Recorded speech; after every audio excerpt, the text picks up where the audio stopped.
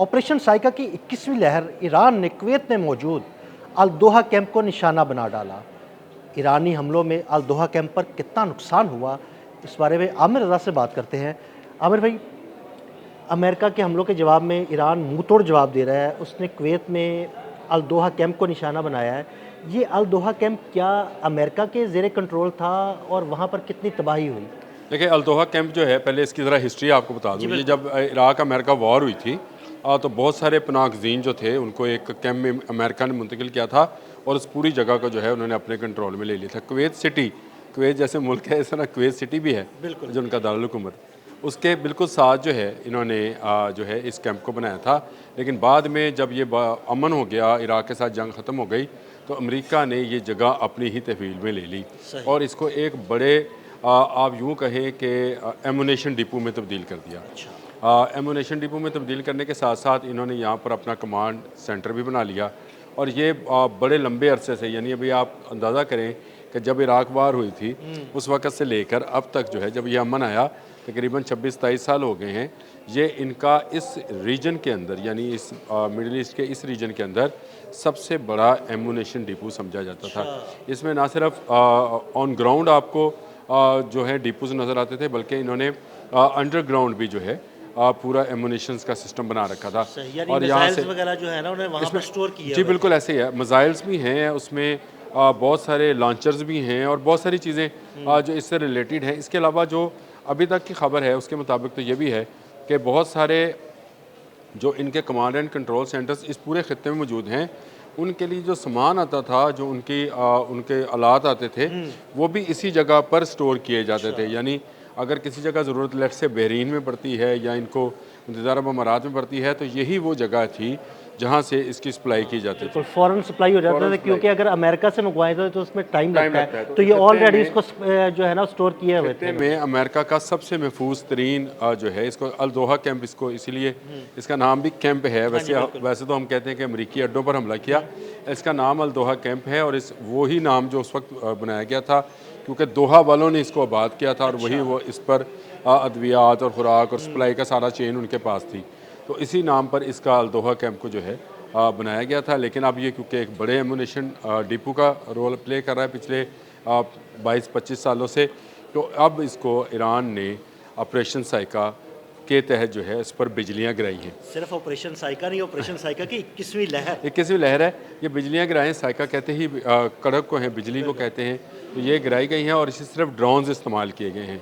ये भी एक नई चीज़ थी कि मैं बहुत और अरसा पहले भी आप बहुत से व्लॉग्स में ये कहता रहा हूँ कि स्वाम अटैक करते हैं, लेकिन इसमें इन्होंने सिर्फ ड्रोन से काम लिया है। और मेरा ख्याल है कि उनके किसी ड्रोन का नाम भी अल साइका है और शायद वही ड्रोन जो है ना इनके हिट की। बिल्कुल आपने सही कहा। इनके दो प्रोजेक्ट्स हैं। एक इनका प्रोजेक्ट जहाज़ का है जो कि साइका के नाम से है, और इनका एक पायलट के बिना जो जहाज़ होते हैं, ड्रोन्स ही हैं, उसका नाम भी साइका है। लेकिन इस ऑपरेशन का नाम भी साइका है। ये इनका 21वीं लहर इसलिए है कि ये 28 फरवरी के बाद जो सिर्फ ड्रोन्स के ऑपरेशंस हैं उनको ये साइका का नाम देते हैं, जो मिसाइल्स के ऑपरेशंस हैं उनको अल नसर का नाम देते हैं। हम करते हैं ना कि नसर की इतनी, तो ये इससे समझने की सिर्फ ज़रूरत इतनी है कि जब ये नसर का नाम आए तो आप समझे कि ये मिसाइल का था और इसमें ड्रोन्स भी शामिल हो सकते हैं। और जब साइका का नाम आए तो इसका मतलब है ये ड्रोन्स हैं, इसमें मिसाइल एक आध शामिल, दो साइमल भटकाने के लिए हो सकता है। मतलब ड्रोन्स की तादाद ज़्यादा साइमल्टेनियसली, मतलब वो जब फायर करते हैं तो उसको अल नसर का नाम देते हैं, लेकिन अगर वो अलग-अलग करते हैं तो फिर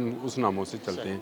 साइका का ये हमला जो है 21वां हमला, जिसको बार बार आप याद दिला रहे हैं, 21वां हमला जो है ये इंतहाई अमरीकियों के लिए होलनाक है और खौफनाक है। और इसमें भी है, रिपोर्ट्स बता रही हैं, बड़ा होलनाक किस्म का हमला किया है। और ये उन्होंने बिल्कुल वो जो उनके जितने एमुनेशन डिपोज थे उनको जलाकर खाक कर दिया है। यहाँ पर इनकी बेशुमार गाड़ियाँ पार्क थी, इनके बेशुमार जो थे वो ड्रोन्स और हेलीकॉप्टर मौजूद थे, कमांड सेंटर मौजूद था, उसको भी तबाह किया गया है।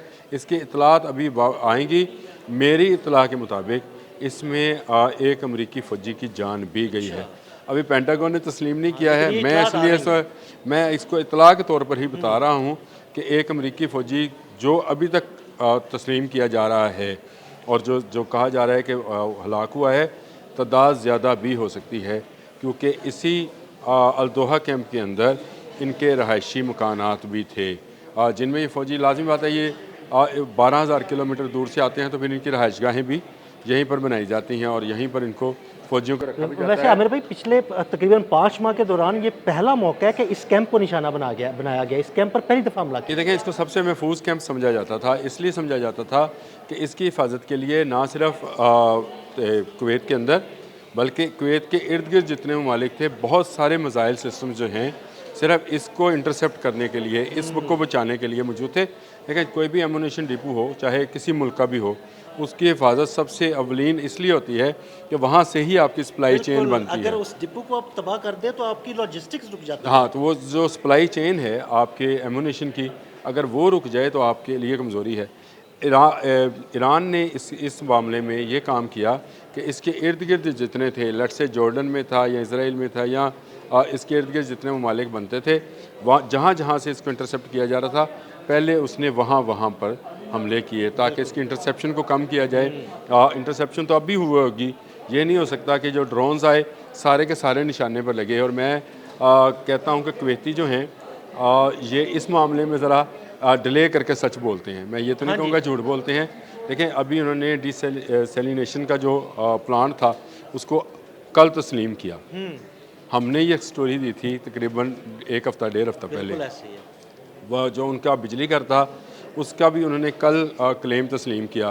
फिर कुवैत के अंदर जो लोग ज़ख्मी हुए, जिनको पेंटागन भी कह रहा है 100 से ज़ायद हैं, हमने पहले कहा था कि एम्बुलेंसेस कुवैत के अंदर घूम रही हैं और यहाँ पर जो बड़े पैमाने पर तबाही हुई है उसकी खबरें भी चंद दिन के बाद आना शुरू होंगी। तो ये हो नहीं सकता है कि इतना बड़ा हमला हुआ हो जिसकी मुख्तलिफ जो चैनल्स हैं उन्होंने बाकायदा उसके धमाके और उसकी आवाज़ें और वो जो सारी चीज़ें थी वो दिखाई हैं। तो साइका की 21वीं लहर जो है ये एक बड़े हमले में तब्दील हो गई।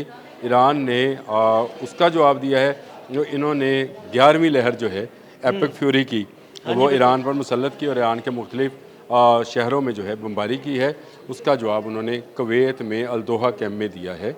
और ये सिर्फ अल-दोहा कैंप पर हमला नहीं था, इसके अलावा बहरीन में भी हमला हुआ है, उर्दन में भी है, लेकिन वो इस हमले के नतीजे इसके मुकाबले में ज़्यादा छोटे हमले हैं। आपने ये कहा कि ये सिर्फ अल-दोहा पर हमला नहीं है, मैं भी यही कहता हूँ कि सिर्फ अल-दोहा पर हमला नहीं है बल्कि ये अमेरिका की शारक पर हमला है, क्योंकि यहीं से उसे लॉजिस्टिक्स मिलती थी। देखें, लॉजिस्टिक के लिए उसके पास और भी बहुत सारे ज़राए। देखें, अब मुत्तहिदा अरब अमारात पूरे का पूरा उसकी लॉजिस्टिक के लिए मौजूद है, ठीक है, लेकिन ये बहुत बड़ा बहरीन कैंप है है, लेकिन ये कैंप बहुत बड़ा था, इसलिए इसको तबाह करना बड़ा ज़रूरी था।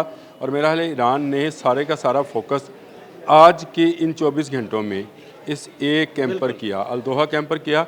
और बेशुमार जो ड्रोन्स हैं, यानी आप इसको यूँ कह सकते हैं कि ड्रोन्स की बारिश की, तभी जाकर वो इसको तबाह करने में कामयाब हुए।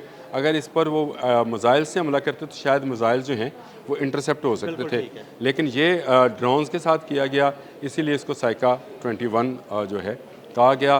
पासदारान इनकलाब इसका बाकायदा जो है ऐलान कर रहे हैं और इसका जश्न मना रहे हैं कि उन्होंने एक बड़ा कैंप या एक बड़ा डिपो जो है उसको ख़त्म किया है और यहीं पर इनका कमांड सेंटर भी था जिसको तबाह कर दिया गया है।